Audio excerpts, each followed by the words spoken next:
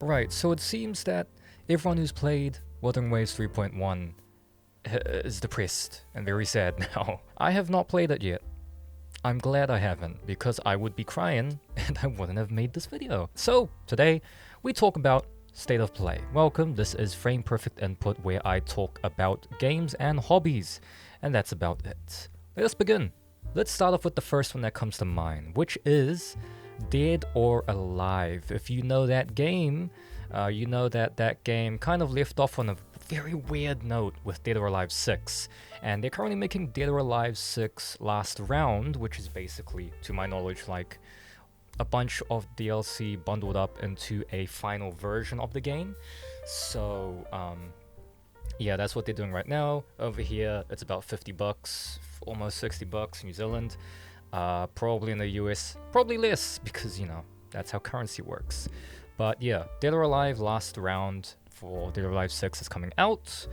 And that is mainly because, well, it's the end of Dead or Alive 6, and Dead or Alive 7, from the looks of it, is planned to come out. It's gone into production. Now, all we know is that we have a teaser that came out during the State of Play, which is very exciting, by the way. I absolutely am blown away by the fact that they brought out a new game for Dead or Alive, which I definitely didn't expect. But in terms of like how the fighting games community and everything like that is happening right now, or the fighting games, it kind of makes sense to just come out the gate now. So we're waiting on Virtua Fighter. Remember that, the brand new Virtua Fighter still being developed. Didn't really... The last show that they made for Virtua Fighter wasn't the best. So that one is kind of, you know, we don't know where that's going now. Dead or Alive, we have absolutely no idea where that's going, because it's just a teaser. But what I'm hoping for is they take all of the good parts of classic Dead or Alive, you know, the stuff that they kind of shut away. I want them to be Dead or Alive. Dead or Alive 6, for a lot of people, was like really safe compared to the other Dead or Alive games. So I just want them to come back to what Dead or Alive is, you know? All of the just destruction, really fast-paced gameplay. Even though I haven't played it too much, I still have gotten enough to understand. It's pretty fast-paced, quite different to all the other fighting games I played, considering it's 3D. For me, it kind of matches the Virtua Fighter side of things instead of the Tekken side of things. Me being a Tekken player, growing up with Tekken, it's a bit weird. So yeah, I'm quite interested in Dead or Alive, and if Dead or Alive is good, in fact, if it's a lot better than Tekken 8, I'm gonna go for it. I'm going to maybe not switch to switch to Dead or Alive, but I'm definitely going to be playing quite a bit of Dead or Alive if it comes out in a very good state, because nowadays games come out broken or just unfinished, or, you know, they have DLCs. Tekken 8. So yeah, I just hope Dead or Alive 7, assuming it's Dead or Alive 7, comes out very, very complete, or at least near perfect for Dead or Alive standards. Now, is my hopes too high? Am I really reaching? I might be, honestly, but you know, I can dream, right? Alright, so the next thing I wanted to talk about, which I guess you can consider small, not really small, is Metal Gear Solid: The Master Collection 2, the second one. I actually don't remember what appeared in the first one. I don't even think I remember the first one coming out. It probably had Metal Gear Solid 1 and 2 and 3 or something like that. I don't actually know. But in this one, interesting picks. We have Metal Gear Solid 4, Guns of the Patriots, coming out with it. And we have, I believe, Peace Walker, which is, you know, being there. Instead of Portable Ops or anything like that, it's Peace Walker. Very good game picks. I'm not saying it's bad. Metal Gear Solid 4, banger of a game. I've never even properly played it, but I've seen a bunch of gameplay. I've played other Metal Gear Solids, so yeah, and I absolutely love the story of that game. And the final fight? I'm not gonna spoil anything. I mean, spoiling now? The game, how long's the game been out, man? It's been out for ages. I wouldn't be spoiling anything. Anyways, Metal Gear Solid 4, that's a good pick. Peace Walker, that's also pretty good. When I was growing up, I actually got to play these games, but I got to play them on the PSP through a demo. I played Portable Ops through a demo, and I played Peace Walker through a demo.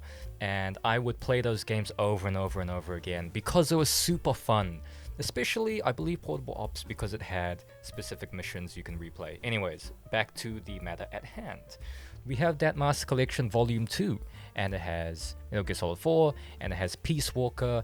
They look like they're upscaled. I'm not quite sure, but they're going on to the PS5, I believe. At least they should be, you know, because what's the point of releasing it to a PS4, you know what I mean? So I'm assuming it's a PS5 thing, could be PC, I don't know. But yeah, that's good, because Metal Gear Solid 4 is a pretty damn old game now. That is a PS3 era game that I don't think got remastered or upscaled or anything like that for PS4. It's pretty hard to get a hold of that game now. So to be able to play it again in a better quality, probably a better resolution on a PS5, I assume, that's pretty good. Now, if you look at... Okay, hold on. If you look at Peace Walker, I mean, it's a bit hard to, you know, increase the detail of, well, that game, considering it's a PSP game. It has PSP level details, but it looks decent. You know, of course, it's going to have a higher resolution and everything. It's going to not look too jagged. But, you know, as it is, it's good. I absolutely am a fan of the fact that Peace Walker is playable again. Instead of being on a PSP, or you have to emulate it, or any of those roundabout ways to do it, it's now officially on a PS5. Or it will be, unless it's already out. I didn't check the date. But, yeah, those two games have really interested me, because I grew up with Metal Gear Solid, so I'm pretty happy about that. Even though I don't have a PS5, I'm still pretty happy about it, for people who will actually play it. So, that's a good thing.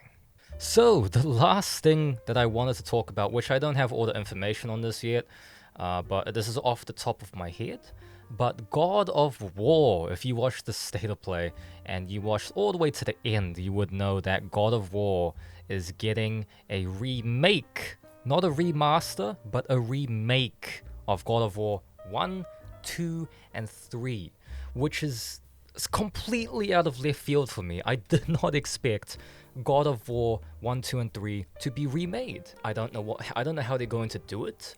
I don't know what direction they're going to do. Are they going to make it the original style with its camera angles and gameplay and everything like that? Are they going to make it the current God of War style, where it's over-the-shoulder third-person shooter style, and make it a slower, more like flowy animations? I use flowy a lot. I use it in the Ark Knights Infield video. Go and watch that video, please. But it could have flowy animations, more natural human animations. I don't know.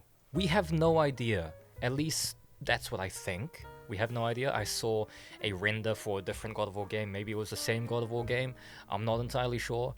But all I know is that they have shown us that God of War 1, 2, and 3 is being remade, not remastered, because the God of Wars got remastered before. God of War 3 being a great example of being remastered very well, because it looks absolutely stunning. You should go play that, by the way. It's pretty damn good. PS4 though. But yeah, I don't really know how they're gonna approach this.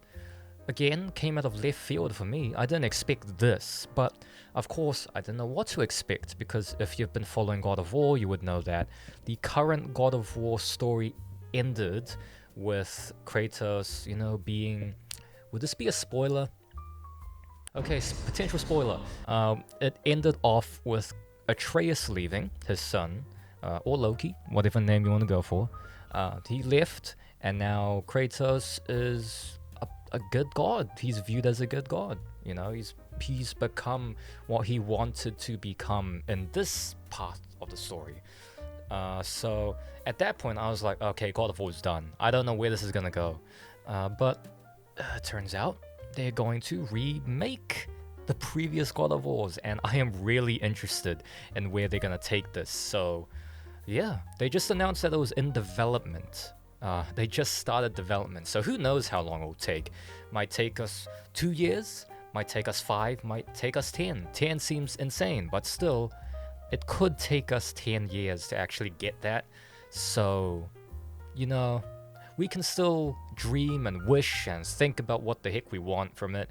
But as it is now, it's only at a teased level, extremely teased, because all we saw was the logos, and we heard the original Kratos actor. Zeus! Your son has returned. Ugh, sent chills. But yeah, I'm really interested in that. I absolutely can't wait for that to release with some type of footage, some gameplay, something. I just want to see how it turns out, because God of War is really close to me in childhood, which sounds weird considering it's an R16 game. But I grew up with Chains of Olympus, Ghost of Sparta. I finished Chains of Olympus several times over, played the original 3 God of Wars, didn't really complete them, but I played a lot, so yeah, I know that story pretty well. So I hope they don't fail this. Oh, one thing I wanted to talk about is the fact that one of the worries I have with this remake is the fact that, you see, there's a lot of opportunities where they could censor God of War, you know, with the naked characters and all that stuff.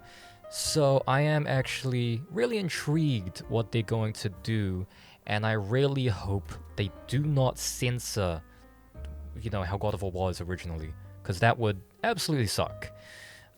It wouldn't really destroy the experience, I don't think, unless they super censor it to the point where it's not even God of War anymore. But again, I'm just keeping my hopes up. I'm anticipating this game to be really good. So that's how I'm gonna leave it. God of War, you better be good. Please be good, because if you're not good, I'm gonna hate you. Alright, so that's the end of this episode of Frame Perfect Input. If you wanna, you know, catch this podcast on Spotify, which you can go find it at Frame Perfect Input over there. Or, you know, if you're watching this on YouTube, thank you. Leave a sub, leave a like on this video, leave a comment telling me how you feel about this video, how I should progress forward with it, how you feel about it. Let me know in the comments, you know. Let me know what you want me to do, and I'll see if I can do that. Anyways, yeah, that's the end of Frame Perfect Input, the second episode that is video. And as you can see, I've kind of upgraded. And when I mean upgraded, I mean the phone is completely different. Yes, I'm using a phone, and I'm using natural lighting, because it turns out when you use the lights up here or any type of light like that, the camera looks horrible. So yeah, I got some natural light in, and it looks better. It looks better. Does it look better? Please let me know. I hope it looks better, man. Come on, let me know.